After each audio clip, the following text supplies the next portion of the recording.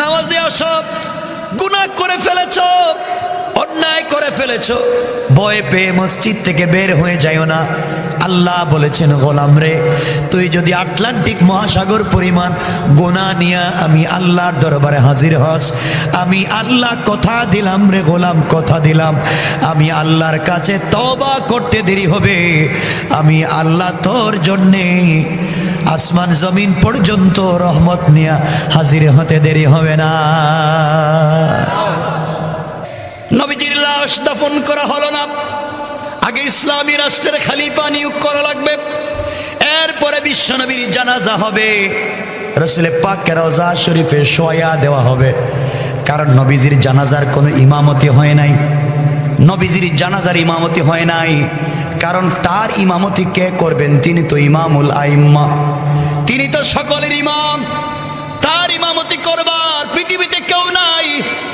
এই জন্য বিশ্বনবীর জানাজার ইমামতি হয় নাই। যার যার মতো করে নামাজ পড়েছেন, 2 দিন 3 দিন পর্যন্ত বিশ্বনবীর লাশ মোবারক রেখে দেওয়া হলো, দাফন করা হলো না। এর একটাই কারণ, আগে রাষ্ট্রের খলিফা নির্ধারণ করা লাগবে, ইসলামিক রাষ্ট্রের খলিফা নির্ধারণ করা লাগবে। এই জন্য আজকে আমাদের আন্দোলন হবে, আমাদের সংগ্রাম হবে, আমাদের যুদ্ধ হবে। মসজিদের ভিতরে কোরআন প্রতিষ্ঠা করা নয়, আমাদের আন্দোলন মসজিদ থেকে সংসদ পর্যন্ত কোরআন পৌঁছে দেওয়া। আমার মুসলমান বন্ধুগণ, মনোযোগ দিয়ে কথাগুলো শুনবেন। কেউ কেউ ডাক দিয়ে বললেন, আমার দিকে তাকান, কেউ কেউ ডাক দিয়ে বললেন, আনসারদের মধ্যে খলিফা নির্ধারণ করা লাগবে, কারণ মুহাজিরদেরকে আনসাররাই সাহায্য করেছে। নবীজির ইন্তেকালের পরে আনসারদের মধ্য থেকে খলিফা নির্ধারণ করা লাগবে। কেউ কেউ বলছেন মুহাজিরদের মধ্যে লাগবে। মনোযোগ দিয়ে শুনেন কি বোঝাতে চাই। আনসার সাহাবীদের মধ্যে একজন দাঁড়িয়ে গেলেন, মুহাজিরদের মধ্যে একজন দাঁড়িয়ে গেলেন। একজন দাঁড়িয়ে বললেন খলিফা হবেন 2 জন, একজন আনসারের একজন মুহাজির। একটা রাষ্ট্রের প্রেসিডেন্ট কয়জন লাগে? এখন হইতেছে কয়জন? সাহাবায়ে কেরাম 2 গ্রুপ হয়ে গেলেন, এক গ্রুপ আনসারের পক্ষে, আরেক গ্রুপ মুহাজিরের পক্ষে। সবার মধ্যখানে দাঁড়ায়া গেলেন হযরতে আবু বকর। তিনি ডেকে ডেকে বলেন, সাহাবীরা শোনো, বিশ্বনবী এখন পর্যন্ত রয়েছেন মাটির উপরে, আমরা শোয়া দেই নাই, এখন মারামারি করলে চলবে না। নবীজি বলেছেন, আল আইম্মাতু মিন কুরাইশিন, সহিহ হাদিস। নেতা যদি নির্বাচন করতে হয়, খলিফা যদি বানাতে হয়, কুরাইশদের মধ্য থেকে বানাতে হবে। এই কথা শুনবার পরে 1 মিনিট দাঁড়াইয়া বক্তৃতা করলেন। 1 মিনিটের বক্তৃতার সাথে সাথে সকল সাহাবীরা বসে গেলেন, সুবহানাল্লাহ। কারণ তাদের মধ্যে মানার একটা স্পিরিট ছিল। সাহাবায়ে কেরামের মধ্যে কিছু লোক দাঁড়িয়ে বললেন, নবীজি যখন বলেছেন আমার পরে যদি আল্লাহ কাউকে নবী বানাতো, হযরতে ওমরকে নবী বানাইয়া দিত। সাহাবায়ে কেরামের মধ্যে কিছু দাঁড়াইয়া বললেন, আমরা ওমরকে খলিফা চাই। এক একজনের নাম বললেন। ওমরের পিছনে কিছু লোক দাঁড়াইয়া গেলেন। হযরত ওমরের পিছনে কিছু সাহাবী নওজওয়ান দাঁড়াইয়া বললেন, আমরা ওমরকে খলিফা চাই। বিশ্ব নবীর ইন্তেকালের পরে সাহাবায়ে কেরাম দাঁড়িয়ে বললেন, ওমরকে খলিফা চাই, কারণ সমাজে এখন ফিতনা, ওমর দাঁড়াইয়া গেলে শয়তান রাস্তা দিয়ে আসে না। হযরত ওমর দাঁড়িয়ে ডেকে বললেন, সাহাবীরা শোনো, এই মজলিসের ভিতরে হযরত আবু বকর কোথায়? কিছু লোক দাঁড় করায়া আবু বকরকে দাঁড় করায়া দিয়েছেন। হযরতে আবু বকর চোখের পানি ছেড়ে ছেড়ে কাঁদতেছেন। আস্তে আস্তে করে হযরতে ওমরে ফারুক রাদিয়াল্লাহু তাআলা আনহু আবু বকরের সামনে গিয়ে ডেকে বললেন, ভাই আবু বকর, কিছু লোক তো আমাকে খলিফা বানাতে চায়, তাদের নেতা তো আমি, আর দেরি করা যাবে না, তুমি হাত লম্বা করে দাও, সর্বপ্রথম আমি তোমার হাতে বায়াত নিয়া এই মদিনা রাষ্ট্রের খলিফা আমি আবু বকরকে চাই। কেমন নেতা ছিলেন তারা! আমার নাম পাবলিক ঘোষণা করেছে, আমি না, আবু বকরকে চাই। কর্মীরা যখন দেখল তাদের নেতাই তো নাই, নেতা আরেকজনের হাতে বায়াত নিয়েছে, সকল সাহাবায়ে কেরাম মিলে বিনা বাক্যে আবু বকরকে মেনে নিলেন। আবু বকর রাষ্ট্র চালালেন, দীর্ঘদিন পর্যন্ত রাষ্ট্র চালালেন। কষ্ট হচ্ছে? আবু বকর এমন রাষ্ট্রের খলিফা হয়ে গেলেন, দীর্ঘদিন পর্যন্ত রাষ্ট্র চালালেন। একদিন হযরতে ওমরে ফারুক রাদিয়াল্লাহু তাআলা আনহু, তিনি হলেন প্রধান বিচারপতি, হযরতে আবু বকর হলেন রাষ্ট্রপতি, প্রেসিডেন্ট, খলিফা। সকল সাহাবীরা বসব, মদিনার মসজিদে ওসমান বসব, আলী বসব। ইসলামী রাষ্ট্রে যদি ইসলাম পৌঁছে যায়, কালিমা পৌঁছে যায়, দ্বীন পৌঁছে যায়, সংসদ পর্যন্ত যদি কোরআন পৌঁছে যায়, মানুষ কেমন শান্তিতে থাকতে পারে আপনাদেরকে সে উদাহরণ দিতে চাই। আমার বন্ধুগণ, হযরতে আবু বকর খলিফা হয়ে গেলেন, আমার প্রধান বিচারপতি হয়ে গেলেন, চিফ জাস্টিস। হযরতে আবু বকর একদিন বসা, আমার আলী বসা, ওসমান এসে বললেন, খলিফাতুল মুসলিমিন, আমিরুল মুমিনিন হযরতে আবু বকর, আপনি মুসলিম রাষ্ট্রের খলিফা। আমার জানা মতে আপনি বলেন তো, এই রাষ্ট্রের ভিতরে কোন নাগরিক যদি না খেয়ে মারা যায়, কিয়ামতের দিনে কি আল্লাহর কাঠগড়ায় আপনাকে জবাবদিহি করা লাগবে? আবু বকর চোখের পানি ছেড়ে দিয়ে ডাক দিয়ে বললেন, ভাই ওসমান রে, ইসলামের রাষ্ট্রে একটা কুকুর যদি না খেয়ে মারা যায়, কিয়ামতের দিনে কুকুরের কারণে আল্লাহর কাঠগড়ায় জবাব দেওয়া লাগবে। কোন সুবহানাল্লাহ! কেমন ইসলাম রাষ্ট্রে থাকলে কি হয়? হযরত ওসমান বললেন, ভাই আবু বকর, আমি খবর নিয়ে দেখেছি আপনার মদিনা রাষ্ট্রে একজন বিধবা বৃদ্ধা মহিলা আছে, যার ছেলে নাই, যার মেয়ে নাই, যার কোনো সন্তান নাই। এই মহিলা চোখে দেখেন না, অন্ধ, তার ঘরের ভিতরে কে খাবার পৌঁছে দিবে? আপনার রাষ্ট্রের একজন বিধবা মহিলা, তার খাবার কে পৌঁছে দিবে? তার খিদমত কে করবে?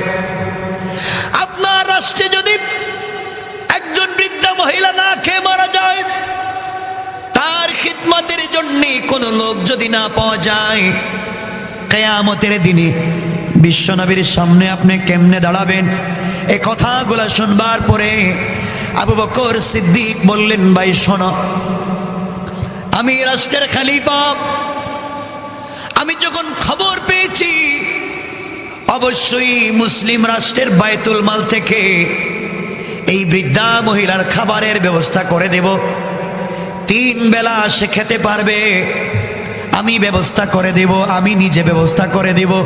আমার মুসলমান বন্ধুগণ, হযরতে আবু বকর বললেন, সাহাবীরা তোমরা শোনো, এই মহিলার জন্য আমি খাবারের ব্যবস্থা করে দিব।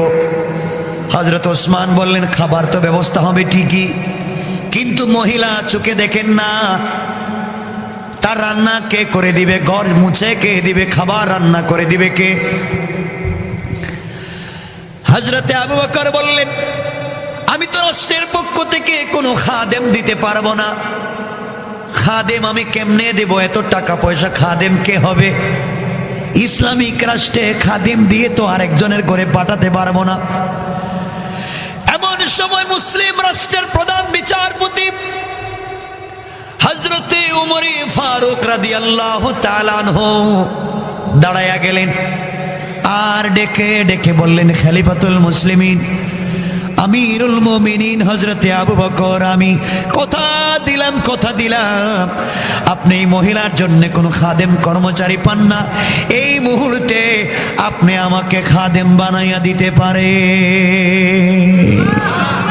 একদম প্রধান বিচারপতি, চিফ জাস্টিস, তিনি বলছেন আমাকে বৃদ্ধা মহিলার কর্মচারী বানাইয়া দেন। হযরতে আবু বকর বললেন, ভাই আমার, তুমি মুসলিম রাষ্ট্রের প্রধান বিচারপতি, সরকারি অনেক দায়িত্ব আছে, টাইম টু টাইম অফিস করা লাগবে, এর ভিতরে দিয়ে তুমি কেমনে মহিলার খিদমাত করবে? হযরত ওমর ডেকে বললেন, অফিসে যাওয়ার আগে, অফিস থেকে ফেরার পথে ওই মহিলার খিদমাত করব, ঘর ঝাড়ু দিয়ে দেব, কাপড়গুলো ধুয়ে দিব, রান্না করে দিব। চিন্তা করেন, একটা রাষ্ট্রের প্রধান বিচারপতি, তিনি এই রাষ্ট্রের সাধারণ একজন বিধবা মহিলার ঘরের কর্মচারী হতে চান। আর কেউ যদি বাংলাদেশে ওয়ার্ডের নেতা হয়ে যায়, তার জুতা স্যান্ডেলের বাড়িতে এলাকায় থাকা যায় না, ঠিক কিনা বলেন? শিখো ইসলাম। ইসলাম যদি রাষ্ট্রে পৌঁছে যায়, মানুষের দিল দিমাগ কেমন হয়। আমার কথা মনে কষ্ট পাচ্ছেন? আমার মুসলমান বন্ধুগণ, এক পর্যায়ে খলিফাতুল মুসলিমিন হযরতে আবু বকর সিদ্দিক বললেন, ভাই ওমর, তোমাকে অনুমতি দেয়া গেল, তুমি মহিলার খিদমাত করতে পারো, কিন্তু রাষ্ট্রের কাজ টাইম টু টাইম আদায় করা লাগবে। তুমি যদি রাষ্ট্রের কাজ ঠিক মতো আদায় না করো, আর এই মহিলার দায়িত্ব তুমি নিয়েছো, মহিলার খিদমাত যদি ঠিক মতো আদায় না হয়, মদিনার রাষ্ট্রে তোমাকে জবাব দেওয়া লাগবে। ইন্তেকালের পরে আল্লাহর সামনে আমি তোমাকে আসামি হিসাবে দাঁড় করাইয়া দেব। কেমন ইসলাম! হযরত ওমর বললেন, ভাই আবু বকর, আমি এই মুহূর্তে মেনে নিলাম, কথা দিলাম, এই মহিলার সবগুলা কাজ আমি করে দিব। পরের দিন হযরত ওমর ফারুক রাদিয়াল্লাহু তাআলা আনহু ফজরের সালাত আদায় করে সকাল বেলা নাস্তা করে মহিলার বাড়ির দিকে যাচ্ছে। উদ্দেশ্য হলো মহিলার বাড়িতে যাবেন, মহিলার বাড়িতে গিয়ে তার রান্না করে দিবেন, কাপড় ধুয়ে দিবেন, ঘর মুছে দিবেন। হযরত ওমর ফারুক রাদিয়াল্লাহু তাআলা আনহু বাড়িতে যাওয়ার পরে দরজার সঙ্গে দাঁড়ায়া বললেন, মা, আমি আপনার ঘরের খাদেম, খলিফাতুল মুসলিমিন আমিরুল মুমিনিন আবু বকর আমাকে আপনার ঘরের খাদেম বানাইয়া দিয়েছেন, আপনার ঘরের কর্মচারী বানাইয়া দিয়েছে। বলেন তো কি করা লাগবে আপনার ঘরে? মহিলা চোখে দেখে না, ডাক দিয়ে বলছে, যুবককে, তোমাকে আমি ঠিক মতো চিনতে পারলাম না, তোমাকে আমি চিনি না রে যুবক, কিন্তু তুমি আসার প্রায় 2 ঘন্টা আগে আর একজন যুবক এসে আমার ঘরের সবগুলা কাজ করে দিয়া, আমাকে গোসল করাইয়া, কাপড়গুলা ধৌত করে, রান্না করে আমাকে খাওয়াইয়া একটা যুবক 2 ঘন্টা আগে চলে গেছে। সুবহানাল্লাহ। তো আসতে বললেন, সুবহানাল্লাহ বলেন। আমার তো আশ্চর্য হয়ে গেল, দায়িত্ব আমার আগে কে এসে এই কাজ করে দিয়ে চলে গেল। হযরত ওমর পরের দিন চিন্তা করলেন, আজ ফজরের সালাত পড়ে নাস্তা না করে চলে যাই, বাড়িতে যাওয়ার আগে মহিলার বাড়িতে কাজ করে দিয়ে আসি। একজন রাষ্ট্রের প্রধান বিচারপতি 2 নম্বর দিন সকাল বেলা যখন মহিলার ঘরের দরজা হাজির হয়ে গেলেন, সালাম দিয়ে ডাক দিয়ে বললেন, আম্মা জান, আমি এই রাষ্ট্রে আপনার খাদেম, বলেন আজকে আপনার কি কি কাজ করে দেওয়া লাগবে? ঘরের ভিতর থেকে মহিলা জবাব দিচ্ছে, যুবক কে তোমাকে আজকে আমি চিনতে পারলাম না। যুবক রে, তুমি আসার প্রায় 1 ঘন্টা আগে আর একজন যুবক এসে সবগুলা কাজ করে দিয়ে চলে গেছে। হযরত ওমর বলেন, দ্বিতীয় দিন আমি ফেল। লোকটা কে? হযরত ওমর চিন্তা করলেন, তাহলে আমি তো বিপদে পড়ে যাচ্ছি। কিয়ামতের দিন আল্লাহর কাঠগড়ায় জবাব দেওয়া লাগবে, আবু বকরের সামনে জবাব দেওয়া লাগবে। 3 নম্বর দিন ফজরের সালাতের আগে চিন্তা করলেন খিদমত করে এসে নামাজ পড়ব। মুসলমান, চিন্তা করো, একটা এলাকার একজন বিধবা মহিলার ঘরে কাজ করার জন্য প্রধান বিচারপতির কত পেরেশানি। ফজরের সালাতের আগে বের হয়ে গেলেন, নামাজের আগে মহিলার বাড়িতে পৌঁছে গেলেন, আর ডাক দিয়া বললেন, আম্মা জান, আমি তো ভোরবেলা এসেছি ফজরের আগে। বলেন, আপনি বলেন আপনার ঘরে কি আছে এমন কাজ যা আমাকে করতে হবে? দেন আপনার কাপড়গুলো আমি ধুয়ে দেই, রান্না বান্না আমি করে দেই, যা যা করা লাগে আমাকে দেন। মহিলা ডেকে ডেকে বলছেন, যুবক তুমি 3 দিন এসেছো, আজ পর্যন্ত তোমার পরিচয় জানি না। যুবক, তুমি শুনে রাখো, তুমি আজকে আসার প্রায় আধা ঘন্টা 30 মিনিট আগে আরেকটা যুবক এসে সবগুলা কাজ করে দিয়ে চলে গেছে। আল্লাহু আকবার। রাষ্ট্র ইসলাম থাকলে যা হয়। ওমর কি ঠান্ডা মানুষ না গরম? সবাই বলেন না। ওমর তো এত গরম যে রাস্তা দিয়ে ওমর হেঁটে যায়, এই রাস্তা দিয়ে শয়তানও যায় না, ঠিক না? শয়তানও যায় না। এজন্য আল্লাহকে বলবো, আল্লাহ তুমি বলেছ নবীজির পরে নবীজি দিবানা, কিন্তু অমর দিবানা এই কথা বলো নাই। এই বাংলাদেশের জন্য তোমার কাছে আমরা একজন অমর চাই, ঠিক কিনা বলেন? এই কথা আমার আল্লাহ আমার তেলাওয়াতকৃত আলোচ্য আয়াতে বলছেন। আমার মুসলমান বন্ধুগণ, মজলুমেরা যখন আল্লাহর কাছে বলেছে, আল্লাযীনা ইয়াকুলুনা রাব্বানা আখরিজনা মিন হাযিহিল কারইয়াতিজ যালিমি আহলুহা।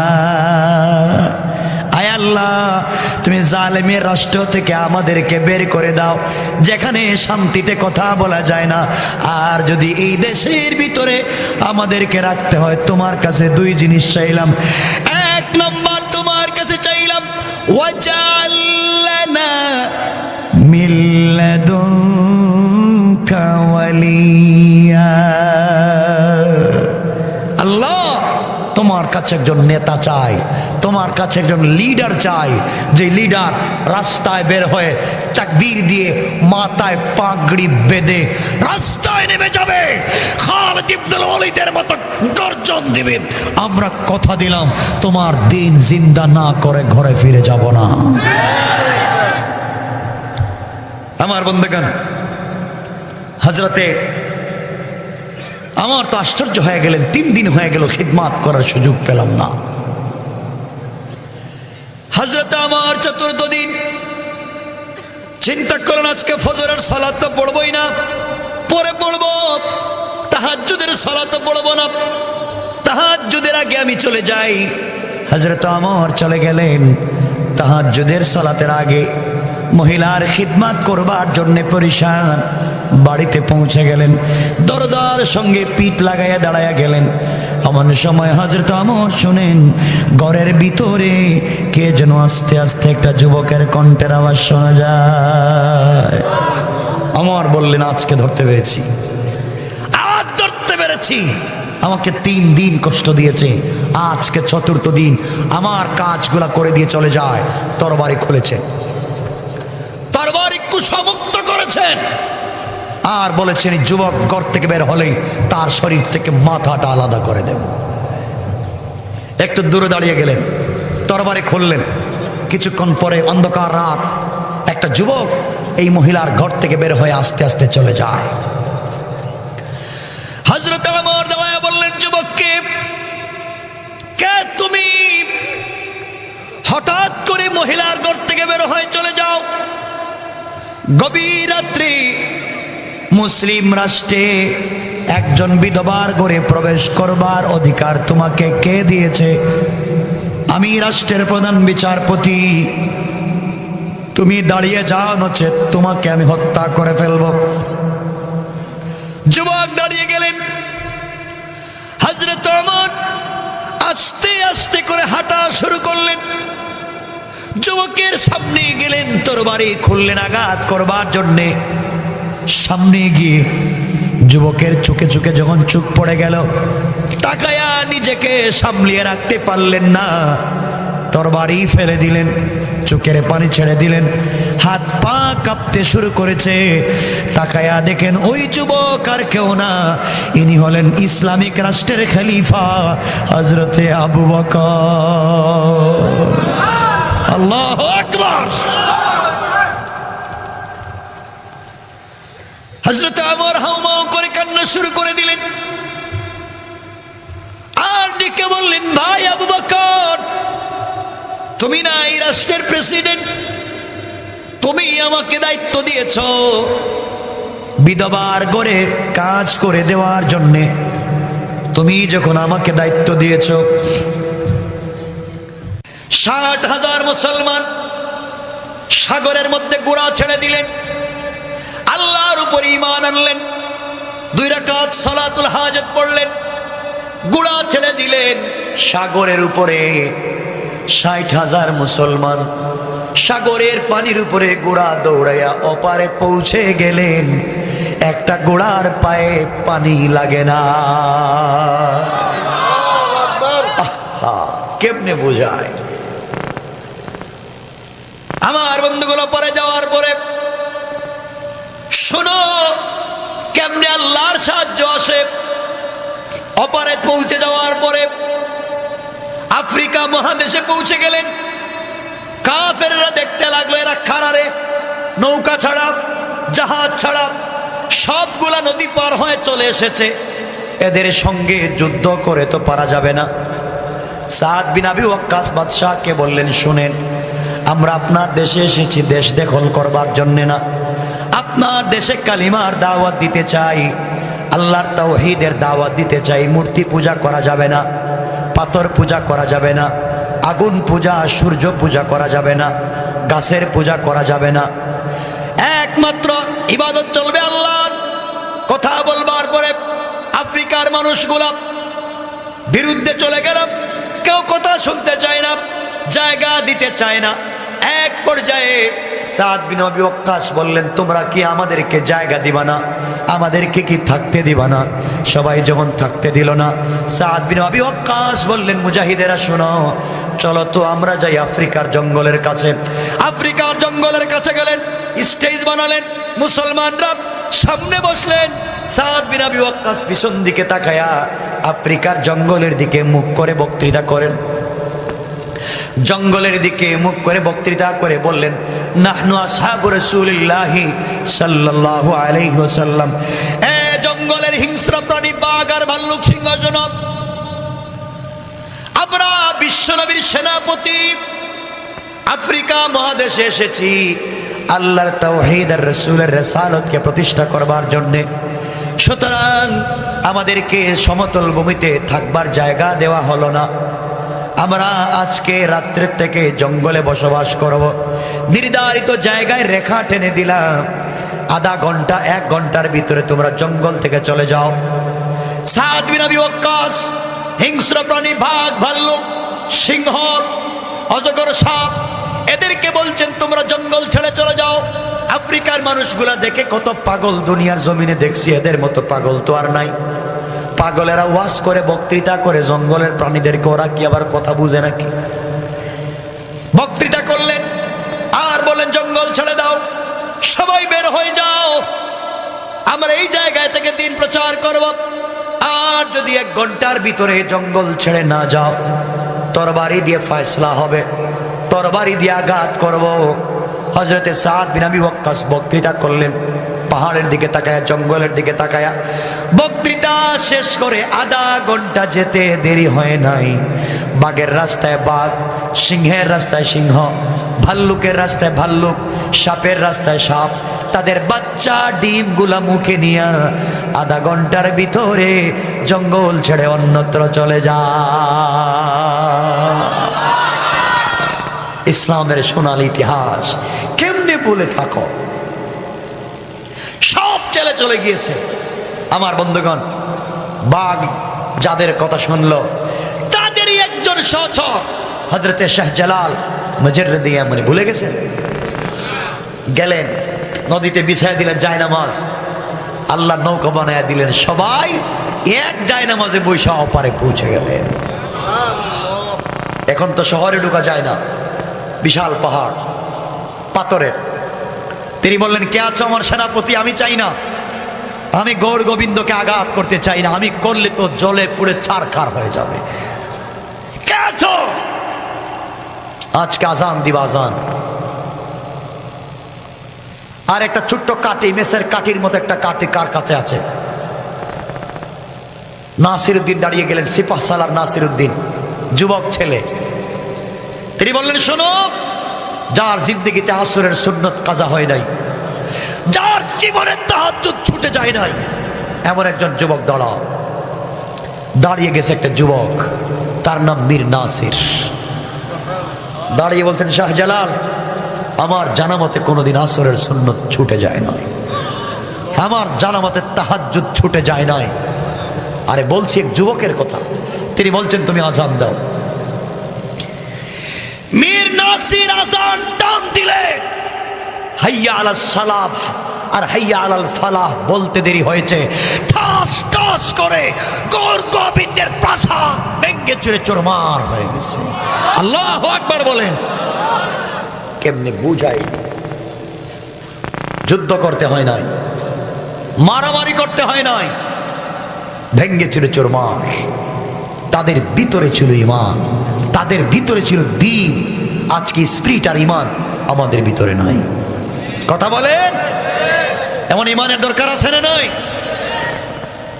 আচ্ছা, বলতেছিলাম, এই জন্য আল্লাহর গোলামের 3 নাম্বার গুণ, রুকু সেজদা কার পায়ে চলবে? কোনো মাজারে দেওয়া যাবে না, কোনো পীরকে সেজদা করা যাবে? বিশ্বাস হয়? কয়টা বলছি? 1 নাম্বার অহংকার করা, 2 নাম্বার গালি দেওয়া, 3 নাম্বার রুকু সেজদা কার পায়ে? কোরআন থেকে বলছি ভাই। 4 নাম্বার গুণ আমার আল্লাহ বলছেন, ওয়াল্লাযীনা ইয়াকুলুনা রাব্বানা সরিফ আন্না আযাব জাহান্নাম ইন্না আযাবাহা কানা গারামা। আল্লাহু আকবার। আল্লাহ বলছেন, আমি আল্লাহর গোলামের 4 নাম্বার গুণ হলো, আমার গোলামের সাকারাত শুরু হয়ে যাওয়ার আগে, গারগারা শুরু হয়ে যাওয়ার আগে, কবরে চলে যাওয়ার আগে, মালাকুল মউত আজরাইল চলে আসার আগে, আমার গোলাম গোটা জিন্দেগির গুনার জন্যে আমি আল্লাহর দরবারে হাত উঠে যদি তওবা করে, গোলাম কথা দিলাম তওবা করতে দেরি হবে, আমি আল্লাহ মাফ করে দিতে দেরি হবে না। কোন সুবহানাল্লাহ। কষ্ট হচ্ছে আপনাদের? আমি আর লম্বা করতেছি না, মোটামুটি 1.5 ঘন্টা হয়ে যাচ্ছে, লম্বা করবো না। 1 নাম্বার গুণ অহংকার করা, সবাই বলেন না, অহংকার করা যাবে? 2 নাম্বার গালি দেওয়া যাবে? 3 নাম্বার রুকু সেজদা কার পায়ে? 4 নাম্বার তওবা করব কার কাছে? এই 4টা কথা কোরআনে কারীম 19 নাম্বার পারা 25 নাম্বার সূরা আল ফুরকান আয়াত নাম্বার 63, 64, 65 মনে থাকবে? এটা হচ্ছে আমার আলোচ্য আয়াত। একটা হাদিস পড়েছিলাম, এই হাদিসে রাসূল বলেছেন আরো 4 গুণ। কয় গুণ? বসেন, আমি আর কয়েক মিনিট কথা বলে রেখে দিচ্ছি। হাদিসে বিশ্বনবী আরো 4 গুণ বলেছেন। ইয়া আইয়ুহান নাস, হে মানুষ, আল্লাহ কোরআনে 4 গুণ বলেছেন, আমি নবীজি হাদিসে আরো 4 গুণ বললাম। এই 8টা গুণ যদি অর্জন করতে পারো, ইন্তেকাল করতে দেরি হবে, আল্লাহর হাত ধরে জান্নাতে যেতে দেরি হবে না। কোন সুবহানাল্লাহ। 1 নাম্বার হাদিসের গুণ হলো আফশুস সালাম। 1 নাম্বার গুণ, আপোষের মধ্যে সালাম বিনিময় করো, একজন আর একজনকে পাইলে সালাম দাও। কি দাও? শান্তির বাণী, শান্তি শোনায়া দাও। আপনারা সালাম দেননি? সত্য কথা কন, আপনারা সালাম দেন। আসসালামু আলাইকুম, আসসালামু আলাইকুম, ঠিক না? এভাবে সালাম দেয় নেতারা, দেখবেন সালাম করে সালাম আলাইকুম, উল্টে সালাম দেখবেন এভাবে। কি যে আরম্ভ হয়েছে, হাত উঠে সালাম দেয়। সালামে হাত উঠাইবেন কেন? সালাম বলবেন আসসালামু আলাইকুম ওয়া রাহমাতুল্লাহ, ঠিক না? যুবক আছে অনেকে মা বাপকে সালাম দেয় না, দেয় না, মা বাপকে সালাম দেয় না, কিন্তু শ্বশুর বাড়ি গিয়ে শাশুড়ির কয় আসসালামু আলাইকুম, কেমন আছেন আম্মা জান? শাশুড়ি বলে আব্বা কেমন আছেন? আপনি আঙ্গুর খাইবেন না আপেল খাইবেন? কতক্ষণ ঠিক না? নিজের মাকে সালাম দিতে পারে না, নিজের বাপকে সালাম দিতে পারে না, শ্বশুর শাশুড়ি তার সব। কথা বলেন আছে না নাই? আমার কথা কষ্ট হচ্ছে না আপনারা? আর জীবনে দাওয়াত দিয়ে না, আর জীবনে দাওয়াত দিয়ে না, শুনেন। তাহলে হাদিসের 1 নাম্বার গুণ সালাম, 1 নাম্বার। 2 নাম্বার নবীজি বলেছেন ওয়া তুইমুত তুআম, যার ঘরে খাবার নাই তার ঘরে খাবার দাও। আর যার ঘরে খাবার নাই তার ঘরে আমরা খাবার দিতে পারি না, যার ঘরে খাবার আছে তার ঘরে আমরা খাবার দেই। একজন লোক মারা গেছে, মান্নত করছে, গরু একটা জবাই করছে, বিরিয়ানি করে এলাকার সবাইকে খাওয়ায়। ঘরের ভিতরে যারা খায় তারা চেয়ারম্যান, মেম্বার, এলাকার লিডার, এদের ঘরের ভিতরে খায়, আর গরিব লোকগুলা রাস্তায় মাইর করে মরে। ঠিক কিনা বলেন? ধনী যারা এরা ঘরে খায়, গরিবেরা খাবার পায় না। মান্নত খাওয়াচ্ছেন ধনীদেরকে না? আরে শোনেন, একবার গরু জবাই করার কথা ছিল, করতে পারলেন না। চেয়ারম্যান আসছে, মেম্বার আসছে, এমপি সাহেব আসছে, বললেন মা মারা গেছিল, গরু জবাই করে আপনাদের খানোর কথা ছিল, সময় পাই নাই, আপনারা 500 টাকা করে নেন, দোকানে গিয়ে হোটেলে গিয়ে খাইয়েন। কেউ কি 500 টাকা নিব? নিব? এমপি সাহেবের 500 টাকা দিলে নিব? মাইরও দিতে পারে। কেন? খাইতে পারেন তো টাকা নিতে পারেন না কেন? খাইতে পারেন, টাকা নিতে পারেন না কেন? সব হারাম। গরিবের হক গরিবকে দিবেন, পারবেন তো ইনশাআল্লাহ? 1 নাম্বার নবীজি বলেছেন আফশুস সালাম, সালাম দাও। 2 নাম্বার ওয়া তুইমুত তুআম। 3 নাম্বার নবীজি বলেছেন ওয়াসিলুল আরহাম, আত্মীয়তার বন্ধনকে ঠিক রাখো। আজকালকে আত্মীয়তার বন্ধন আসেনি, নাই। বিয়ের আগে দেখবেন অনেক ছেলে আছে বিদেশে থাকে, ঢাকা শহরে থাকে, চট্টগ্রামে থাকে, এলাকার অনেক ছেলে আছে, মায়ের খবর নেই, বাবার খবর নেই, বাবা কেমন আছেন, মা আপনি কেমন আছেন, সবার খবর নেই, ভাই বোনের খবর নেই। কিন্তু এই যুবক ছেলেটা যেই দিন বিয়ে করে, বিয়ের পরের দিন থেকে তার লাইফে তার বউ, তার শালি, তার শালা, তার শ্বশুর শাশুড়ি ছাড়া তার চৌকে আর কিছুই দেখে না। আছে না নাই? বিয়ের পরে এখন মা বাপরে দেখতে পারে না, জীবনে বহুত খাওয়াইছি, টাকা পয়সা শ্বশুর বাড়ি পাঠায় দেয়। আছে না? আর এমন একটা মেয়েরে বিয়া করে আনছে, ভাবি বিয়া করে আনছে, বিয়া করার পরে বউ যে বিয়ে করছে হ্যাঁ গেছে বিদেশে, ঢাকা শহরে তোমার চিটাগাঙ্গে ইনকাম করে টাকা, আর বউ জায়গা মসজিদের বড় হুজুরের কাছে। আর কেন যায় শুনেন না, গিয়া বলে হুজুর আমার একটা গরম তাবিজ দেন, গরম তাবিজ। বলে কেন? আমার স্বামী যা টাকা পয়সা ইনকাম করে সব যেন আমারে দেয়, সব আমারে দাও, ওর মা বাপকে যেন না দে, ওর বাড়িতে যেন টাকা না পাঠায়, যা আছে খালি আমারে দেও, এমন একটা গরম তাবিজ দেন। এটা একবারে মিথ্যা কথা কইছি না সত্য?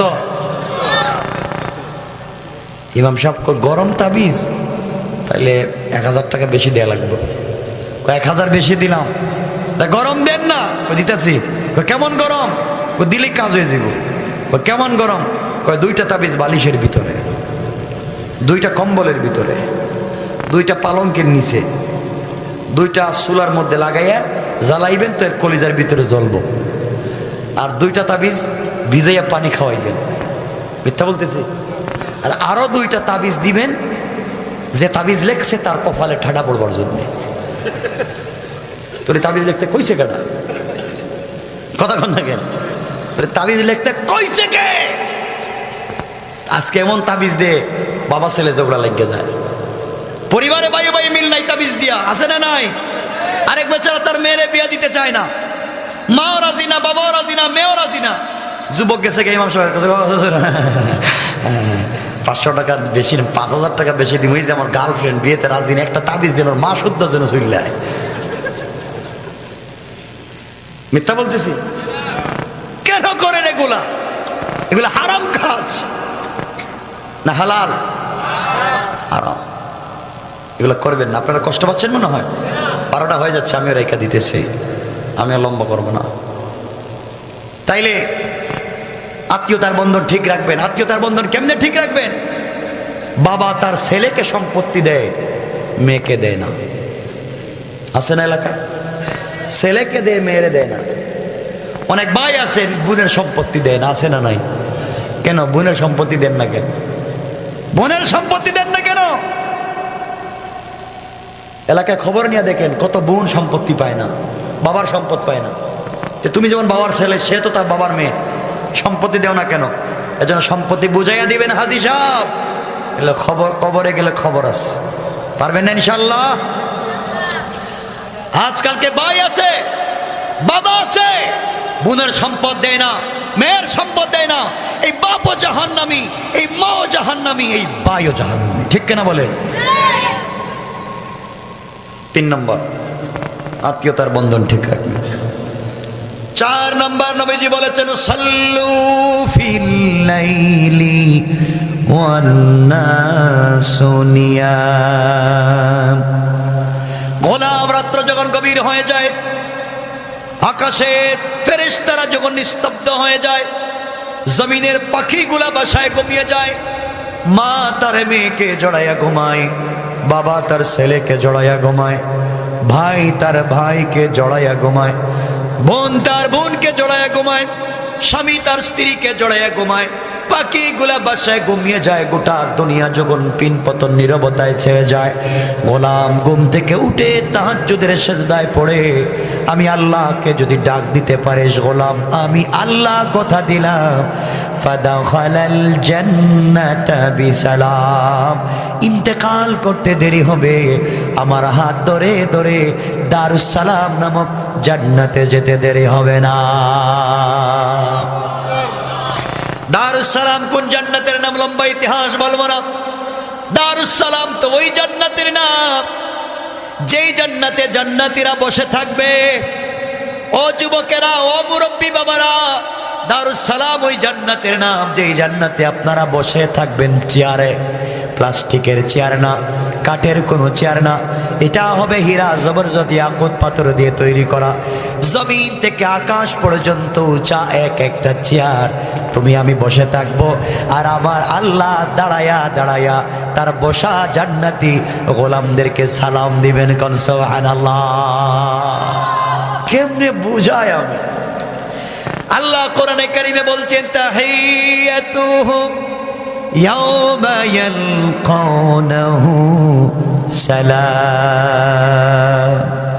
গোলাম যখন তুই জান্নাতে আসবে, তুই থাকবে বসা, আর আমি আল্লাহ রাব্বুল ইজ্জত ওয়াল জালাল দাঁড়ায়া দাঁড়ায়া তোমাকে সালাম করার ওয়াদা দিলাম। কোন সুবহানাল্লাহ। আল্লাহু আকবার। আমার মুসলমান বন্ধুগণ, গভীর মনোযোগ। আল্লাহ রাব্বুল ইজ্জত ওয়াল জালাল বলেছেন, গোলাম রে, এই দুনিয়ার জমিনে আমি আল্লাহ রাব্বুল ইজ্জত ওয়াল জালাল তোমাদেরকে প্রেরণ করেছি দুনিয়ার কারো গোলামি করবার জন্য। আমি আল্লাহ পাঠাই নাই। দুনিয়ার কোন মানুষের কর্তৃত্ব তোমাদের উপরে কাটাবার জন্য তৈরি করি নাই। আমি আল্লাহ রাব্বুল ইজ্জত ওয়াল জালাল তোমাদেরকে তৈরি করেছি এই জমিনের ভিতরে তোমরা আমার তাওহীদ প্রতিষ্ঠা করবে। কোন ঠিক কিনা? আমার নবী তাওহীদের দাওয়াত দিলেন, এক আল্লাহর তাওহীদের দাওয়াত দিলেন। যেই মানুষগুলা তাকে আল আমিন ডেকেছে, করত। এই লোকগুলা তাকে পাথর দিয়ে আঘাত করেছে, তাকে আঘাত করে রক্তাক্ত করে দিয়েছেন। বিশ্ব নবী 360টা মূর্তি ভেঙ্গেছেন। হযরতে ইব্রাহিম মূর্তি ভেঙ্গেছেন। কথা বলেন, কথা বলেন। এই জন্য যারা ঈমান আনবেন, যারা মুসলমান দাবি করবেন, আমাদের মুসলমান নাম তো রেখেছেন ইব্রাহিম, মিল্লাতা আবিকুম ইব্রাহিম হুয়া সাম্মাকুমুল মুসলিমিন। মুসলিম মিল্লাতের জাতির পিতার নাম কি? সবাই বলেন নাম কি? ইব্রাহিম আমাদের জাতির পিতা, আমাদের নাম রেখেছেন মুসলমান। সুতরাং আমাদের জাতির পিতা ইব্রাহিমকে কেউ যদি গালি দে, আমাদেরকে কেউ যদি গালি দে, স্বাধীন বাংলাদেশে তার থাকবার কোনো অধিকার নাই। ঠিক কিনা বলে? আমার বন্ধুগণ, যুগে যুগে নমরুদ ফেরাউন থাকবে, থাকবে। যুবক তোমাদেরকে বলছি, নামাজ পড়লে, ইসলামের পথে চললে তোমাদেরকে পাবলিক গালি দিবে, দিবে না? দিবে। তুমি নামাজ পড়ো, 5 ওয়াক্ত টুপি মাথায় দাও, ইউনিভার্সিটিতে সময় হয়ে গেলে নামাজ পড়ো, টাকনুর উপরে প্যান্ট পরো, তোমাকে কিছু লোক গালি দিবে, কৌশল করে আবরারের মতো তোমাকে হত্যা করতে চাইবে। কিন্তু মনে রাখো, আল্লাহ বলছেন, আল্লাহু ওয়ালিয়ুল্লাযীনা আমানু মিনাজ যুলুমাতি ইলান নূর। তোমরা যদি আমি আল্লাহকে ওলি মানো, অভিভাবক মানো, আমি কথা দিলাম কোন শক্তি তোমাদেরকে পরাজিত করতে পারবে না। আমাদের অভিভাবককে, পৃথিবীর তারা যে কোনো কৌশল করুক, তোমাদের কোনো ক্ষতি হবে না। এই জন্য আমার আল্লাহ বলছেন, ওয়া মাকারু ওয়া মাকারাল্লাহ ওয়াল্লাহু খায়রুল মাকিরিন। আল্লাহ রাব্বুল ইজ্জত ওয়াল জালাল বলেছেন, দুনিয়ার মানুষ দিনকে মুছে দিবার যত কৌশল করে, আমি আল্লাহর কৌশল তো আরো বড়। এরপরে আল্লাহ বললেন সূরা নিসার ৭৬ নম্বর আয়াতের শেষ শব্দে আল্লাহ বললেন, ইন্না কাইদাশ শাইতানি কানা দাঈফা। আল্লাহ রাব্বুল ইজ্জত ওয়াল জালাল বললেন, দুনিয়ার মানুষ যত কৌশল করুক না কেন, সবগুলা কৌশল আমি আল্লাহর কাছে বড়ই দুর্বল। কোন সুবহানাল্লাহ। কে বলেছেন? আমার বন্ধুগণ, মনে রাখবেন, একটা কথা বলি আপনাদেরকে, আজকে যারা ইসলামের বিরুদ্ধে কথা বলে, কোরআন সুন্নাহর বিরুদ্ধে কথা বলে, এদের সুযোগ আছে তওবা করার। ঠিক বললাম না? আল্লাহ বলছেন তওবা করলে মাফ করে দিবেন, তওবা করলে। কিন্তু তওবা করারও শর্ত আছে। তওবা করতে হবে মায়ের খাওয়ার আগে। পাবলিক দইরা যদি মায়ের শুরু করে, এরপরে যদি আপনি বলেন যে আমি তওবা করলাম, এই তওবা কাজ হবে না। ঠিক কিনা বলেন? এক কথা মনে করতেছেন আমি বানাইয়া বলতেছি? বানাইয়া বলছি। কোরআনে কারীমের সূরা আল মাইদা, সূরার নাম কি? সূরা আল মাইদা। আল্লাহ রাব্বুল ইজ্জত ওয়াল জালাল 34 নম্বর আয়াতে বলছেন, দেখেন আল্লাহ বলছেন, ইল্লাল্লাযীনা তাবু মিন ক্বাবলি আন তাকদিরু আলাইহিম ফা'লামু আন্নাল্লাহা গফুরুর রহিম। আল্লাহ বলছেন ইল্লাল্লাযীনা তাবু, যদি তারা তওবা করে। কখন? মিন ক্বাবলি আন তাকদিরু আলাইহিম, মায়ের খাওয়ার আগে। কি খাওয়ার আগে? এখানে উল্টাপাল্টা কথা বলছে ইসলামের বিরুদ্ধে। পাবলিক না, একটা লোক কথা বলছে, পাবলিক ধরছে, ধরে আচ্ছা মতো মায়ের শুরু করছে, আমি তওবা করলাম। আল্লাহ কয় আরো মার। কথা কন না কেন? আল্লাহ কয় এখন তওবা কাজ হবে না। পাবলিক দইরা মায়ের দিতেছে, এখন ভয় পেয়ে তওবা করিস, আরো মার। কারণ তওবা করতে হবে মায়ের খাওয়ার আগে। আপনার এই যে কোরআনের আয়াত পড়লাম, এই আয়াতের ব্যাখ্যায় ফেরাউনের ঘটনা নিয়ে আসছেন। ফেরাউন ঈমান আনলো না, আনছে? আনলো না। আল্লাহ দিলেন তারে ডুবাইয়া, আল্লাহ দিলেন তাকে সাগরে ডুবাইয়া, পানির নিচে গিয়া কাদামাটি খাইয়া পানির থেকে ভম করে বাইরেছে। বাইরে খামান্তু আল্লাহ আমি ইমান আনছি। কার উপরে? কই যে বনি ইসরাইলের মুসা যে আল্লাহর উপরে ইমান এনে বাঁচছে, আমি এই আল্লাহর উপরে ইমান আনলাম। আল্লাহ বলেন আল্লাহ মায়ের খাইয়া, মায়ের খাইয়া কাদামাটি খাইয়া এখন মনে হয়েছে ইমান আনতে। ও জিবরাইল কই গেলে? আরো খাওয়া, আরো খাওয়া। মায়ের খায়া তওবা করে। আল্লাহ কি ফেরাউনের তওবা কবুল করছে? মায়ের খায়া তওবা কবুল হবে না, তওবা করতে হবে আরো আগে। এই জন্য আল্লাহ রাব্বুল ইজ্জত ওয়াল জালাল বলছেন আমি পর্যন্ত পৌঁছার জন্য ওয়াবতাগু ইলাইহিল ওয়াসিলা, আমি আল্লাহকে পাওয়ার জন্য ওসিলা তালাশ করো। কি করো? এর অর্থ পিশাব না। এই জায়গায় যে আল্লাহ ওসিলা বলেছেন, ওসিলা শব্দের অর্থ হলো নেতা। আল্লাহ বলছেন ওয়াবতাগু ইলাইহিল ওয়াসিলা, তোমরা আমি আল্লাহ পর্যন্ত পৌঁছার জন্য একজন নেতা নির্বাচন করো। কি করো? ওসিলা অর্থ পীর। কি সবাই বলেন না?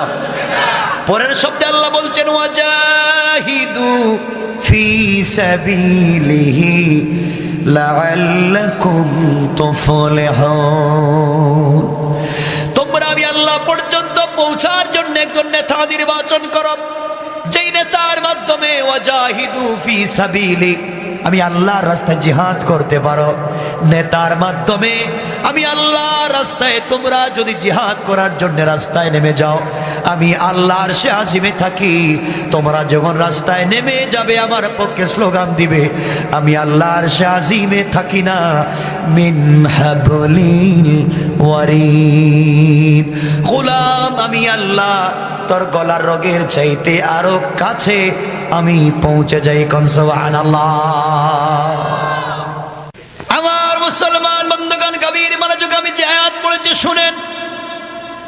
এই সমাজে কিছু লোক আছে, গ্রামের ভিতরে তার টাকা আছে, বড় বিজনেস আছে, সন্তানগুলো আমেরিকা থাকে, কানাডা থাকে, টাকার গরমে অহংকার করে, টাকার গরমে পাবলিককে অহংকার করে, ভাব দেখায় আমাকে চিনেননি।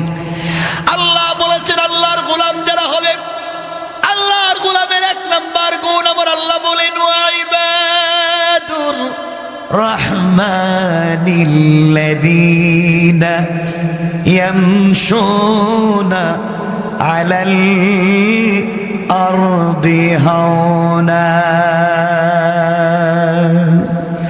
আল্লাহ বলেছেন যারা আমি আল্লাহর গোলাম দাবি করবে, আশিক রাসূল দাবি করবে, আহলে সুন্নাত ওয়াল জামাতের সদস্য দাবি করবে, আমি আল্লাহর গোলামের এক নাম্বার গুণ হলো আমার গোলাম দুনিয়ার জমিনে কোনোদিন অহংকার করতে পারে না।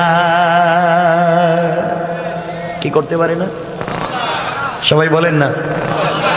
আপনারা অহংকার করেননি? না না, আপনারা তো ফেরেশতা, অহংকার করেন না।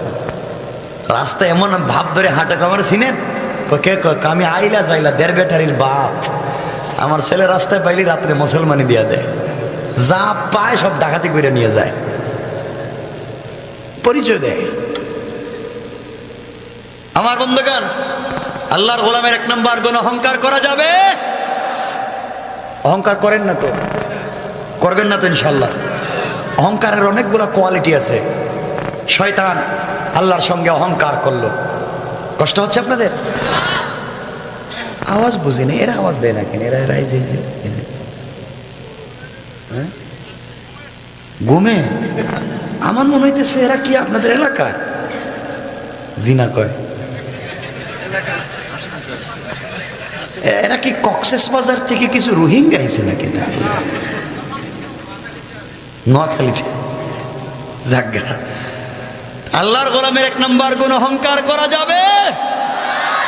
আপনি বড় হুজুর দেখবেন, এলাকায় কেউ যদি মোটামুটি একটু বড় হুজুর হয়ে যায়, একটু বড় হুজুর, অহংকারের ঠেলায় পাবলিক আর সালাম দেয় না। এটা মিথ্যা কথা কইছি।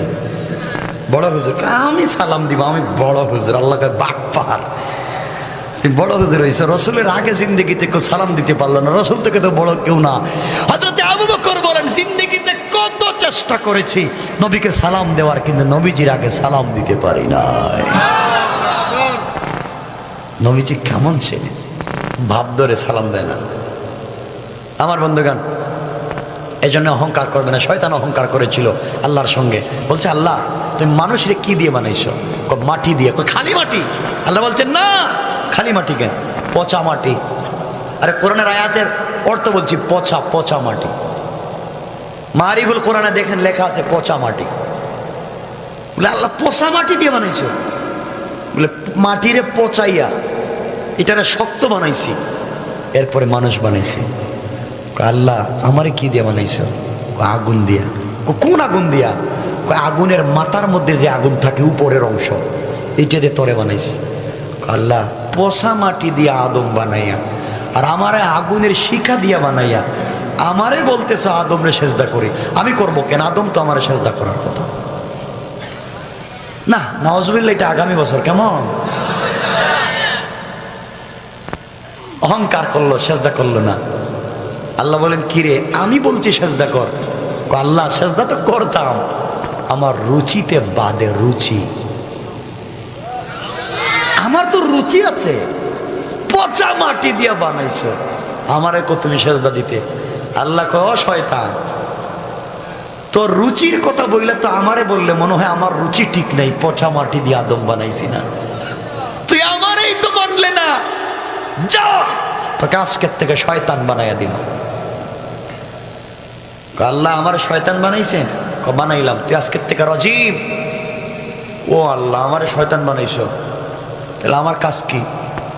তুই কিয়ামত পর্যন্ত শয়তান না, তুই যতদিন দুনিয়া থাকবে আখেরাত থাকবে ততদিন পর্যন্ত শয়তান। আল্লাহ তাহলে একটা কাজ করো না, যদি আমার সব বন্দেগী বরবাদ। দেখেন আপনাদেরকে একটা কথা বলি, আপনাদের এই যে গ্রাম, এই এলাকায় শয়তান আল্লাহরে সেজদা দিছে। বাংলাদেশের মাটিতেও শয়তান আল্লাহরে সেজদা দিছে। গোটা পৃথিবীর মাটিতে শয়তান আল্লাহকে সেজদা দিছে। এত ইবাদত করছে, এত সেজদা আল্লাহরে দিছে, কিন্তু একটা ভুল করার কারণে আল্লাহ শয়তান বানাইয়া দিছে। ঠিক না? আল্লাহ আমি জানি তুমি আমার শয়তান বানাইয়া দিছ, কিন্তু এটাও আমি জানি তুমি ছাড়া আমাকে কেউ বাঁচাতে পারবে না। এজন্য তোমার কাছে আমি চাইলাম আমার হায়াতকে তুমি কিয়ামত পর্যন্ত লম্বা করে দাও। আল্লাহ বললেন যা দিলাম। তার এখানে একটা সূক্ষ্ম কথা, শয়তান আল্লাহকে বলেছে আমার হায়াত কিয়ামত পর্যন্ত বাড়াইয়া দাও। কারে বলছে? তাহলে শয়তান জানতো আল্লাহ ছাড়া হায়াত বাড়াবার কেউ নাই। কথা বলেন না কে? তাহলে শয়তান কিন্তু আল্লাহর মানতো না? মানতো না? আল্লাহর অস্তিত্বে বিশ্বাস করত এবং আল্লাহই সব কিছু করেন এই কথা শয়তান বিশ্বাস করত। কথা বলেন না কেন? শয়তান আল্লাহরে বলছে আল্লাহ, শয়তান আল্লাহরে মানে নাই, আল্লাহরে বলছে আল্লাহ তুমি আমাকে একটা শক্তি দাও যেন আমি বনি আদমের রক্তের ভিতর দিয়ে ব্লাডে দুকা দিতে পারি। আল্লাহ কয় যা দিলাম। কারণ শয়তান জানতো আল্লাহ এই শক্তি না দিলে পারবে না। কথা বলেন না কেন? তাহলে শয়তান আল্লাহরে মানতো। আল্লাহ বলেন দিলাম। এবার শয়তান আল্লাহকে ডাক দিয়ে বলছে আল্লাহ তাআলা আমার হায়াত বাড়িয়েছ, আমাকে ক্ষমতা দিয়েছ, এখন তুমি তোমার জাহান্নামকে বাড়াতে পারো, 7 জাহান্নাম দেয়া হবে না। তোমার গোটা বনি আদমকে আমি শয়তান ধোঁকা দিয়া জাহান্নামে দিব। আল্লাহ বললেন শয়তান শোন, আমার জাহান্নাম বাড়ানো লাগবে না। তুই মনে করলে আমার গোলামদেরকে তুই ধোঁকা দিবে। আমি যদি আমার গোলামকে 100 বছর হায়াত দিই, 99 বছর 11 মাস 29 দিন যদি আমার গোলামকে ধোঁকা দেয়া, আমি আল্লাহকে ভুলাইয়া দিয়েছি, আমি আল্লাহকে মনে করে নাই। কিন্তু আমার গোলাম মৃত্যুর কয়েক ঘন্টা আগে তার জবান দিয়ে যদি একবার আমি আল্লাহকে ডাক দিয়া বলে আল্লাহ, আমি আল্লাহ কথা দিলাম রে শয়তান, তুই 99 বছর 11 মাস 29 দিন ধোঁকা দিয়া আমার গোলামকে যেই ভুল পথে নিলে, একটা বার আমি আল্লাহ বলে ডাকবার কারণে আমি আল্লাহ আমার গোলামের সবগুলা গুনাহ মাফ করে 100 বছর পর্যন্ত সওয়াব দিয়া আমি আল্লাহ আমার জিম্মাদারিতে জান্নাতি বলে ফয়সালা করে দিলাম। কোন সুবহানাল্লাহ। শয়তান তুই পারবি না, তুই পারবি না, তুই আমার সঙ্গে খেলতে চাস, পারবি না। শয়তান শোন, তুই আমার গোলামকে গুনাহ করাবি, আমার গোলাম আটলান্টিক মহাসাগর পরিমাণ গুনাহ নিয়ে আসবে, আর আমি আল্লাহ আসমান জমিন পর্যন্ত রহমত নিয়ে হাজির হয়ে যাব। এই জন্য কিসের ভয়, কিসের ভয়? আপনাদেরকে শুধু ভয় দেখানো হয়, আল্লাহ মাফ করবেন না। শোনো যুবক, জিনা করেছ, সুদ খাইছ, ঘুষ খাইছ, নামাজ পড়ো নাই, রোজা রাখো নাই, মিথ্যা বলছ, কিসের টেনশন তোমার, কিসের টেনশন? এখনো আল্লাহ আছেন এই দুনিয়ায়, এখনো আল্লাহ আছেন। আল্লাহ বলছেন গোলাম তুই তো গুনাহগার, আমার নাম আজিজুল গাফফার, তুই আমার কাছে চা, আমি মাফ করে দেব। তোর গুনাহ থাকবে আমি জানি, আমার কাছে চা। কিন্তু আমরা তো সেই মালিকের কাছে চাইতে পারি না। কথা বলেন ঠিক না? এই জন্য আল্লাহর গোলামের 1 নম্বর গুণ অহংকার করা। সবাই বলেন না, যাবে না। আল্লাহর গোলামের 2 নম্বর গুণ আল্লাহ বলেছেন ওয়াইদা খাতাবাহুমুল জাহিলুনা ক্বালু সালামা। আল্লাহ বলেছেন গোলাম, আমি আল্লাহর গোলাম যারা দাবি করবে, আমি আল্লাহর গোলামের 2 নম্বর গুণ হলো আমার গোলামকে কেউ গালি দিলে গালির জবাব দেয় না, আমার গোলামকে কেউ মারলে মারের জবাব দেয় না, আমার গোলামের সমালোচনা করলে উত্তর দেয় না। বরং আমি আল্লাহর গোলাম যারা দাবি করে আমার গোলামকে কেউ গালি দিলে গালির জবাব না দেয়া ওই ব্যক্তির জন্যে শান্তি আর সালামতির দোয়া করে যায়। কোন সুবহানাল্লাহ। কথা বুঝতেছেন আমার? আল্লাহর গোলামের 2 নম্বর গুণ গালি দেওয়া যাবে? আপনারা দেননি? জি না, সব ফেরেশতা জি না, গালি দেয় না। কত মুসল্লি আছেন আপনারা বলেন, মিথ্যা কথা তো বলবেনই না। আপনাদের এলাকায় মসজিদ আছে না? কোন ইমাম সাহেব কি করে দিন দোয়া করছে শুনছেন যে আল্লাহ তুমি আমার মসজিদের মুসল্লিদের কপালে ঠাডা বালাও? দোয়া করছে? ইমাম সাহেব তো দোয়া করে না। ইমাম সাহেব দোয়া করে আল্লাহ আমার মুসল্লিদের হায়াত বাড়াও, সুস্থ রাখো, টাকা পয়সা দাও, দোয়া করে না? আর এই মুসল্লি নিমক হারামের মতো ইমামের পিছনে নামাজ পড়া মসজিদ থেকে বাইর হইয়া চায়ের দোকানে গিয়া ইমাম সাহেব ভালো না, ভালটাই দাও। কথা কন না কেন? এটা বেশি খায়, পেট মোটা, এই তো বদনাম বেরিয়ে গেছে। এগুলা ঠিক নেই, এগুলা করা ঠিক করবেন না। তাহলে আল্লাহর গোলামের 2 নম্বর গুণ গালি দেওয়া যাবে? দেন না। কয়টা গুণ বলছি মনে থাকবে তো? এগুলা আল্লাহর গোলাম হতে পারবেন না যদি গুণ না থাকে। আল্লাহর গোলামের 3 নম্বর গুণ আল্লাহ বলছেন ওয়াল্লাযীনা ইয়াবীতুনা লিরাব্বিহিম সুজদাও ওয়া কিয়ামা।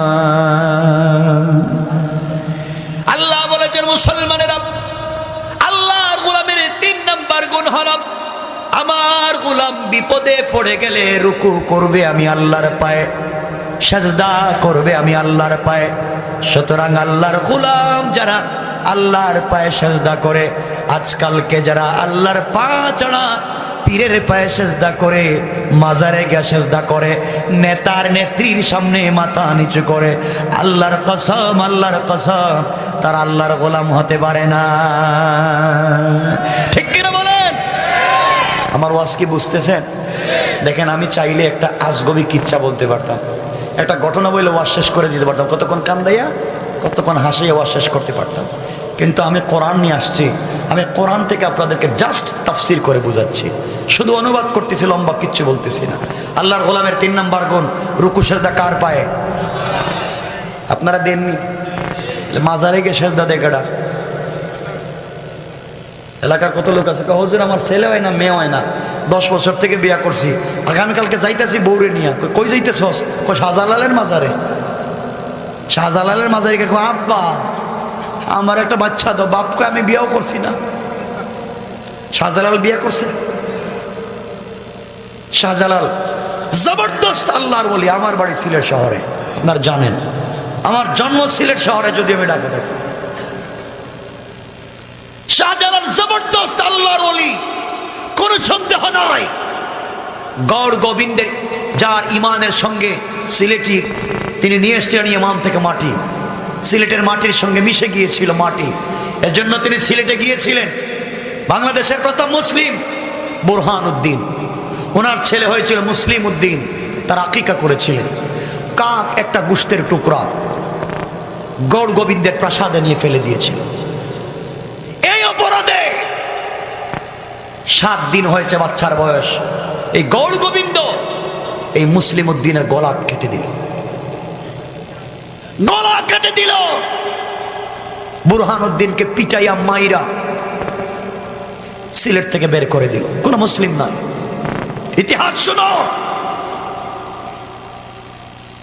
বের হয়ে গেলেন, কাঁদতে কাঁদতে মদিনার দিকে ছুটলেন, মদিনার দিকে ছুটলেন। বুরহান উদ্দিন মদিনায় গিয়ে রওজায় পড়ে কান্না করে বলছে, আল্লাহ একটা মাত্র আমার বাচ্চা, তাও সবাই করে দিয়েছে, বাংলাদেশে কি দিন প্রচার হবে না? আয় আল্লাহ, আমার দোষ কি, আমার অপরাধ কি? কাঁদলেন, মক্কায় গেলেন, কাঁদলেন।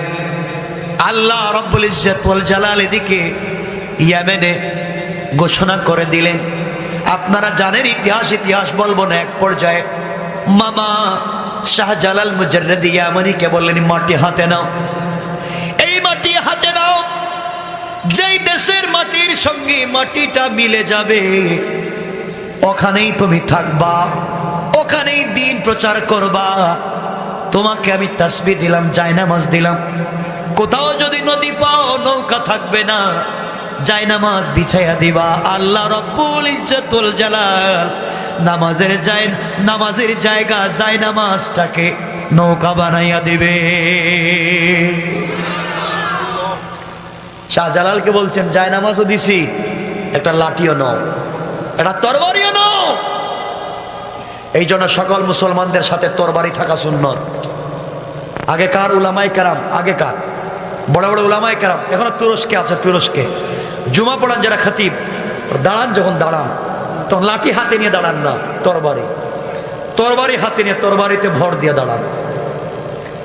সকল সাহাবায়ে কেরাম জুমা পড়াতেন তরবারি হাতে নিয়ে। তোমরা সুন্নতকে ভুলে গিয়েছি আমরা। আজকে খানকায় বসে আছি কোরআন নিয়ে, আর জমিনের দিন নাই।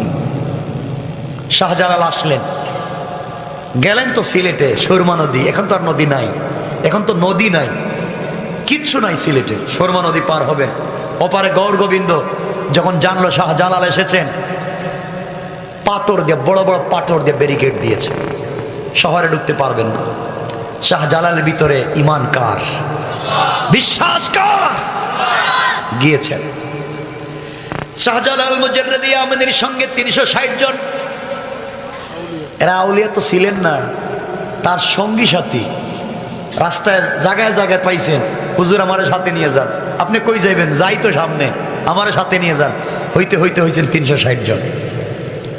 এর এই 360 জনের মধ্যে আছেন যারা ক্ষেত খামার করে খায়, গরিবও আছেন, শিল্পপতিও আছেন, শাহজাদা আছে, বাদশাহ আছে, সিপাহীও আছে, মীর নাসিরের মতো সিপাহ সালারও আছে। আল্লাহু আকবার বলেন। চললেন এক বিশাল বড় বহর নিয়ে, গেলেন, গিয়া দেখেন বিশাল পাহাড়, পাথরের সিলেট, ওপারে যাওয়া যাবে না। শাহজালাল জায়নামাজটা সুরমা নদীতে বিছায় দিলেন। আল্লাহ, ওপারেই তো মুসলিম উদ্দিন, ওপারেই তো তারে বুরহান উদ্দিন আর মুসলিম উদ্দিনটা মারা হয়েছে। আল্লাহ, আমি এপারে দিন প্রচার করতে চাই। বলছেন জায়নামাজ নদীতে বিছায়া দিয়েছেন, জায়নামাজ হয়ে গেছে নৌকা। আল্লাহু আকবার বললেন না? তার নাম তো ঈমান। বিশ্বাস হয় না আপনাদের? সাহাবায়ে কেরামের জিন্দেগিতে তেমন ঘটেছে। সাদ বিন আবি ওয়াক্কাস রাদিয়াল্লাহু তাআলা আনহু আরব বিশ্ব জয় করতে করতে আফ্রিকা মহাদেশের সাগরের পারে চলে গেলেন।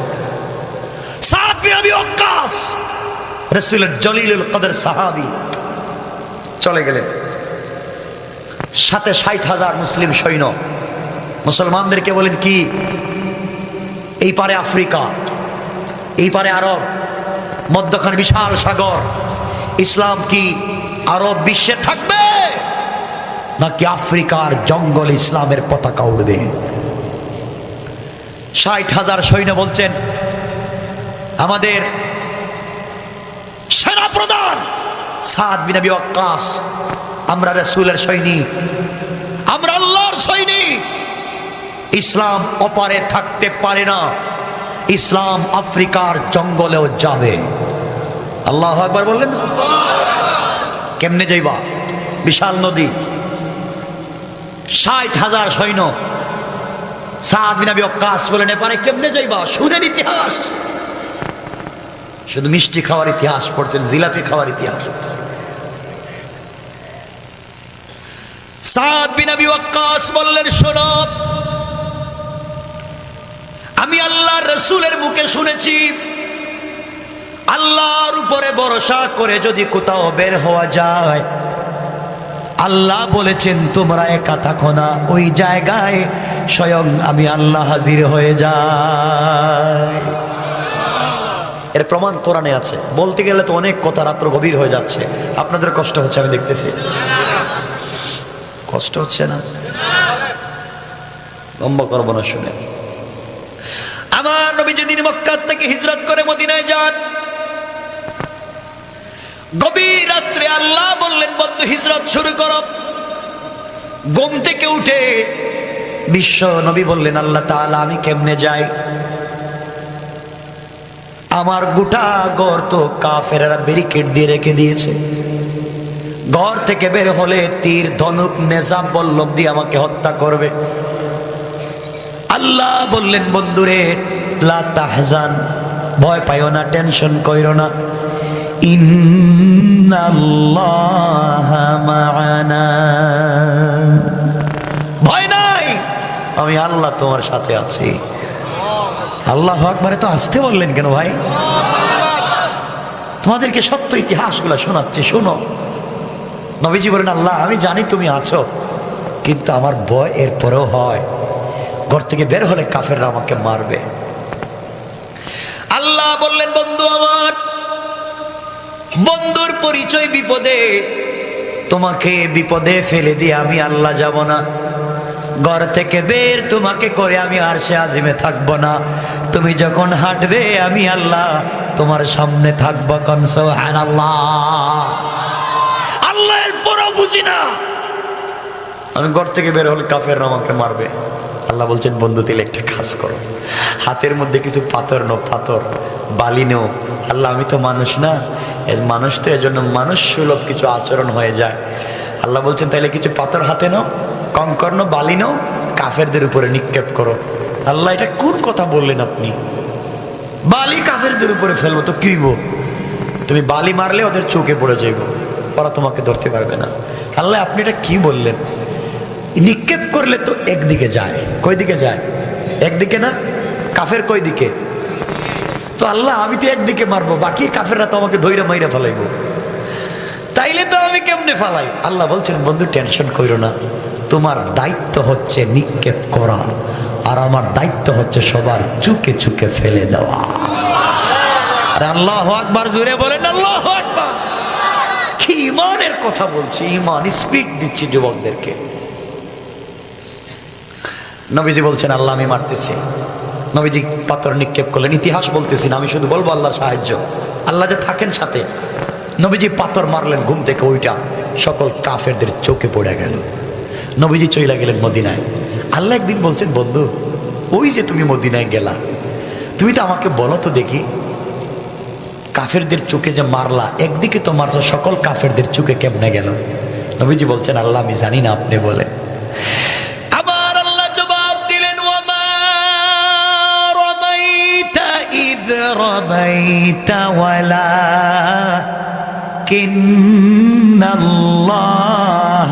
রামা। আল্লাহু আকবার। আল্লাহ বলছেন, বন্ধু তুমি মনে করেছো তোমার হাত দিয়ে নিক্ষেপ করেছো, না না, তুমি মনে করেছো তোমার হাত আসলে মারার সময় তোমার হাত ছিল না, আমি আল্লাহর কুদরতের হাত হয়ে গিয়েছিল, আর আমি আল্লাহ আমার হাত দিয়া কাফেরদের চুকে চুকে ফেলে দিয়েছে। কোন সুবহানাল্লাহ। আল্লাহ। সাদ বিন আবি ওয়াক্কাস বলছেন, আল্লাহ যদি নবীজিকে সাহায্য করতে পারেন তা আমাদেরকে পারবেন না কেন? সাথীরা বললেন, তাইলে সাগরে আমরা কেমনে পার হই?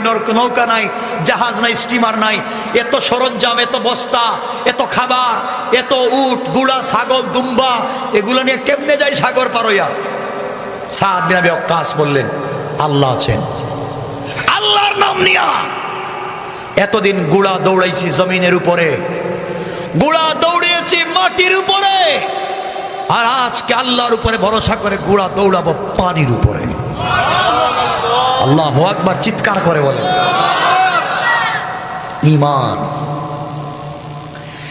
60,000 মুসলমান সাগরের মধ্যে গুড়া ছেড়ে দিলেন, আল্লাহর উপর ঈমান আনলেন, 2 রাকাত সালাতুল হাজত পড়লেন, গুড়া ছেড়ে দিলেন সাগরের উপরে। 60,000 মুসলমান সাগরের পানির উপরে গুড়া দৌড়াইয়া ওপারে পৌঁছে গেলেন, একটা গুড়ার পায়ে পানি লাগে না। কেমনে বোঝায়? আমার বন্ধুগুলো পরে যাওয়ার পরে শোনো কেমনে আল্লাহর সাহায্য আসে। ওপারে পৌঁছে যাওয়ার পরে আফ্রিকা মহাদেশে পৌঁছে গেলেন। কাফেররা দেখতে লাগলো এরা খারারে, নৌকা ছাড়া, জাহাজ ছাড়া সবগুলা নদী পার হয়ে চলে এসেছে, এদের সঙ্গে যুদ্ধ করে তো পারা যাবে না।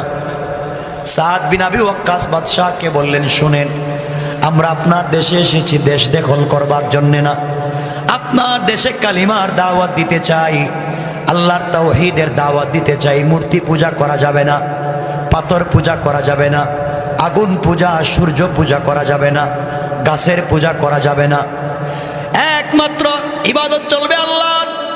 কথা বলবার পরে আফ্রিকার মানুষগুলা বিরুদ্ধে চলে গেল, কেউ কথা শুনতে চায় না, জায়গা দিতে চায় না। এক পর্যায়ে সাদ বিন আবি ওয়াক্কাস বললেন, তোমরা কি আমাদেরকে জায়গা দিবা না? আমাদেরকে কি থাকতে দিবা না? সবাই যখন থাকতে দিল না, সাদ বিন আবি ওয়াক্কাস বললেন, মুজাহিদেরা শোনো, চলো তো আমরা যাই আফ্রিকার জঙ্গলের কাছে। আফ্রিকার জঙ্গলের কাছে গেলেন, স্টেজ বানালেন, মুসলমানরা সামনে বসলেন, সাদ বিন আবি ওয়াক্কাস পিছন দিকে তাকায়া আফ্রিকার জঙ্গলের দিকে মুখ করে বক্তৃতা করেন। জঙ্গলের দিকে মুখ করে বক্তৃতা করে বললেন, নাহনু আসহাবু রাসূলিল্লাহি সাল্লাল্লাহু আলাইহি ওয়াসাল্লাম, এ জঙ্গলের হিংস্র প্রাণী বাঘ আর ভাল্লুক সিংহ জনক, আমরা বিশ্বনবীর সেনাপতি আফ্রিকা মহাদেশে এসেছি আল্লাহর তাওহীদ আর রাসূলের রিসালাতকে প্রতিষ্ঠা করবার জন্য। সুতরাং আমাদেরকে সমতল ভূমিতে থাকবার জায়গা দেওয়া হলো না, আমরা আজকে রাত্রের থেকে জঙ্গলে বসবাস করব। নির্ধারিত জায়গায় রেখা টেনে দিলাম, আধা ঘন্টা 1 ঘন্টার ভিতরে তোমরা জঙ্গল থেকে চলে যাও। সাদ বিন আবি ওয়াক্কাস হিংস্র প্রাণী বাঘ, ভাল্লুক, সিংহ, অজগর, সাপ, এদেরকে বলছেন তোমরা জঙ্গল ছেড়ে চলে যাও। আফ্রিকার মানুষগুলা দেখে কত পাগল দুনিয়ার জমিনে দেখছি, এদের মতো পাগল তো আর নাই। পাগলেরা ওয়াজ করে, বক্তৃতা করে জঙ্গলের প্রাণীদেরকে, ওরা কি আবার কথা বুঝে নাকি?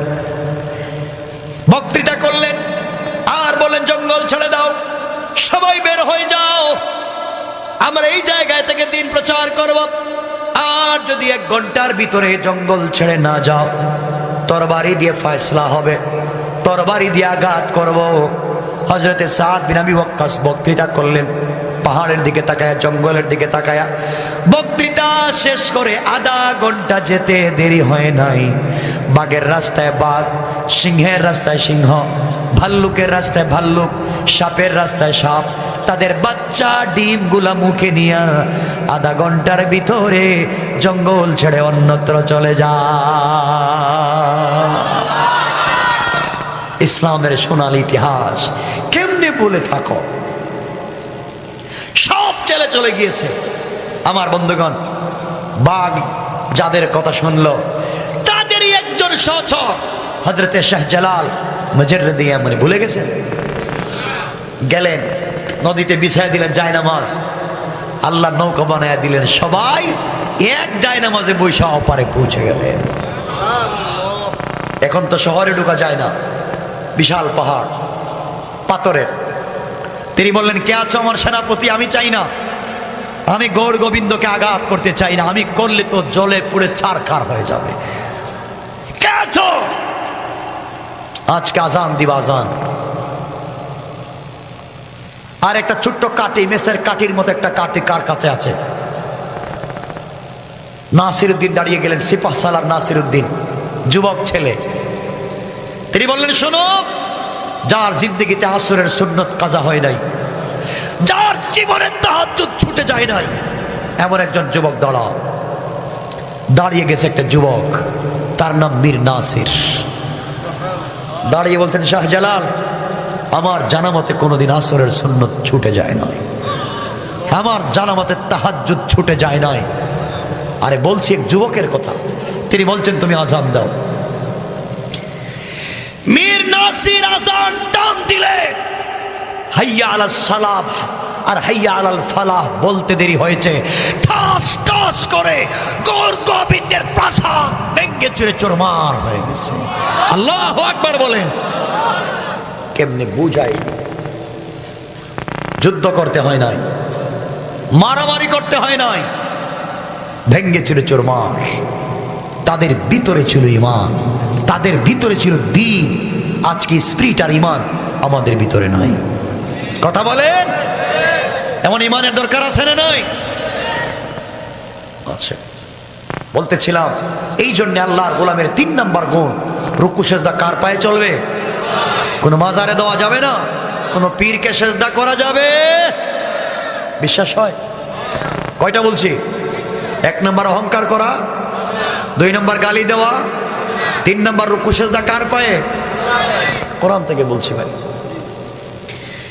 4 নাম্বার গুণ আমার আল্লাহ বলছেন, ওয়াল্লাযীনা ইয়াকুলুনা রাব্বানা সরিফ আন্না আযাব জাহান্নাম ইন্না আযাবাহা কানা গারামা।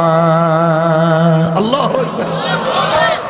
আল্লাহ বলছেন, আমি আল্লাহর গোলামের 4 নাম্বার গুণ হলো, আমার গোলামের সাকারাত শুরু হয়ে যাওয়ার আগে, গারগারা শুরু হয়ে যাওয়ার আগে, কবরে চলে যাওয়ার আগে, মালাকুল মউত আজরাইল চলে আসার আগে, আমার গোলাম গোটা জিন্দেগির গুনার জন্যে আমি আল্লাহর দরবারে হাত উঠায়া যদি তওবা করে, গোলাম কথা দিলাম তওবা করতে দেরি হবে, আমি আল্লাহ মাফ করে দিতে দেরি হবে না। কোন সুবহানাল্লাহ।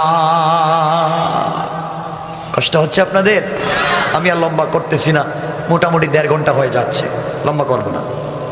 1 নাম্বার গুণ অহংকার করা, সবাই বলেন না, অহংকার করা যাবে? 2 নাম্বার গালি দেওয়া যাবে? 3 নাম্বার রুকু সেজদা কার পায়ে? 4 নাম্বার তওবা করব কার কাছে? এই 4টা কথা কোরআনে কারীম 19 নম্বর পারা 25 নম্বর সূরা আল ফুরকান আয়াত নম্বর 63, 64, 65 মনে থাকবে। এটা হচ্ছে আমার আলোচ্য আয়াত। একটা হাদিস পড়েছিলাম, এই হাদিসে রাসূল বলেছেন আরো 4 গুণ। কয় গুণ? বসেন, আমি আর কয়েক মিনিট কথা বলে রেখে দিচ্ছি। হাদিসে বিশ্বনবী আরো 4 গুণ বলেছেন ইয়া আইয়ুহান নাস, হে মানুষ। আল্লাহ কোরআনে 4 গুণ বলেছেন, আমি নবীজি হাদিসে আরো 4 গুণ বললাম। এই 8টা গুণ যদি অর্জন করতে পারো, ইন্তেকাল করতে দেরি হবে, আল্লাহর হাত ধরে জান্নাতে যেতে দেরি হবে না। কোন সুবহানাল্লাহ।